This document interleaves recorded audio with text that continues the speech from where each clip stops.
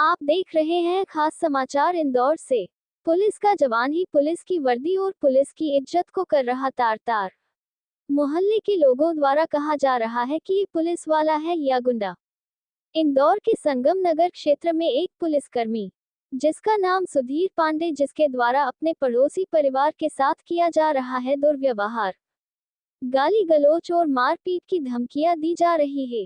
पीड़ित महिला ने बताया, सुधीर पांडे नामक पुलिस कर्मचारी खड़ी गाड़ियों को गिरा देता है शराब के नशे में, और कहने जाओ तो गाली गलौज से बात करता है। न्याय के लिए भटक रही महिला ने न्याय की मांग की। एरोड्रम थाना नहीं कर रहा है कोई भी कार्रवाई, लेन देन कर मामला निपटाने का लगाया आरोप। फरियादी आवेदन देने गया तो उसके ही ऊपर कार्रवाई करने की धमकियां दी जा रही। देखिए क्या है मामला। पीड़ित महिला अनिता कसेरा जी ने बताया कि आपको बता दें कि सुधीर पांडे नामक एक पुलिस जवान संगम नगर वासियों को परेशान करता है। नशे में धुत होकर खड़ी गाड़ियों को गिरा देता है, चलते लोगों पर गाड़ियां चढ़ाने की कोशिश करता है। अनिता जी ने गंभीर आरोप लगाए एरोड्रम थाने पर कार्यवाही नहीं करने का आरोप। इसी घटना के कारण पीड़ित परिवार 2 साल अपने मकान से दूर रहा और कहीं और किराए पर रहने के लिए हुआ मजबूर। क्या है मामला, आप खुद देखें इस वीडियो और ऑडियो में क्या कहना पड़ रहा है इस पुलिस जवान का। और कौन है ये सुधीर पांडे जो अपने रहवासियों के साथ बदतमीजी से आ रहा है पेश, और अपना गुस्सा खड़ी गाड़ियों को पैर से लात मारकर उतार रहा है। 5 जनवरी की शाम को सुधीर पांडे नामक इस पुलिस जवान ने पीड़िता के बेटे को धमकाया कि केस वापस ले लो नहीं तो अंजाम बुरा होगा। पीड़िता अनिता ने बताया कि मेरे किराएदार विकास गोयल की खड़ी बाइक को लात मारकर गिरा देता है सुधीर पांडे। विकास गोयल भी न्याय की मांग कर रहा है। पीड़ित महिला ने कार्यवाही की मांग की। अब देखना यह है कि क्या पुलिस प्रशासन इस पर एक्शन लेता है, और ऐसे नशे में लोगों की गाड़ियों को तोड़ने फोड़ने वाले पुलिसकर्मी पर होगी कोई कार्रवाई, या फिर मामला दबा दिया जाएगा। पीड़ित महिला अनिता कसेरा जी ने मीडिया से कहा कि अगर उचित कार्यवाही नहीं होगी तो बड़े अधिकारियों को इस मामले से अवगत कराया जाएगा।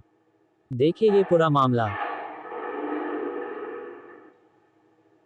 पहले आपका नाम बताएं। अनीता कसेरा।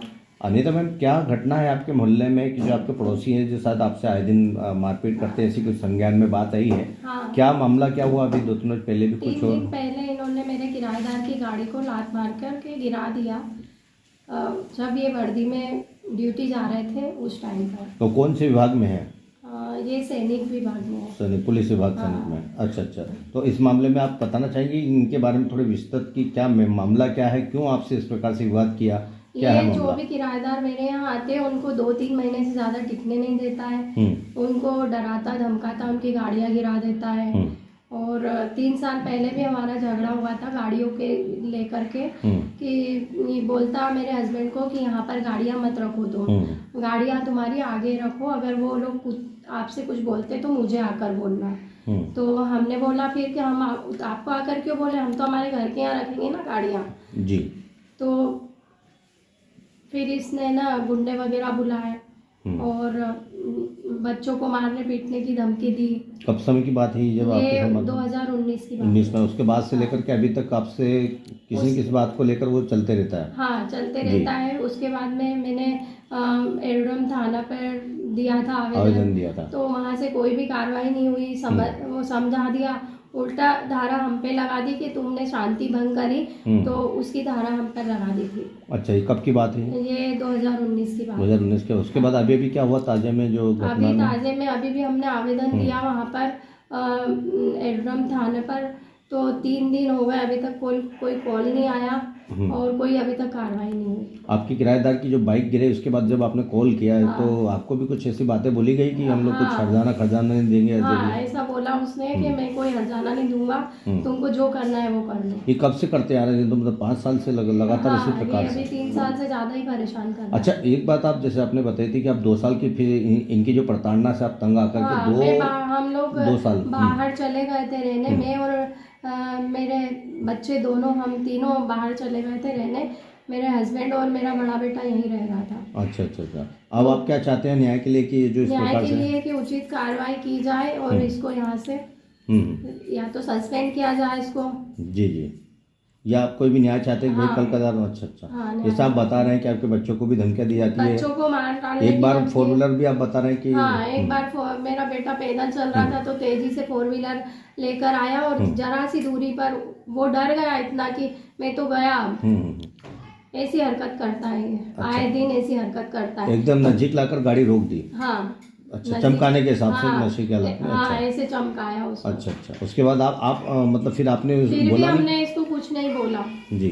फिर उसके बाद में समझौता करने आ गया क्योंकि पड़ोस वाले से झगड़ा हुआ था इसका। हाँ, आप पड़ोस के भी डीएसपी साहब उनसे भी हाँ, बात। शुक्ला जी से झगड़ा हुआ अच्छा, था अच्छा। इसका कि वही गाड़ी को ही लेकर के उनकी गाड़ी में इसने स्क्रैच कर दिया था। अच्छा अच्छा। डीएसपी साहब क्या शुक्ला जी नाम बता रहे हैं, हाँ, उन्हीं की शुक्ला गाड़ी जी से। का। अच्छा, उन्होंने फिर इनसे कोई विवाद किया था? हाँ, उनने जो दोनों मामला- ने इसको पीटा जी। तो फिर चुप बैठा ये जब थोड़ा। अच्छा अच्छा।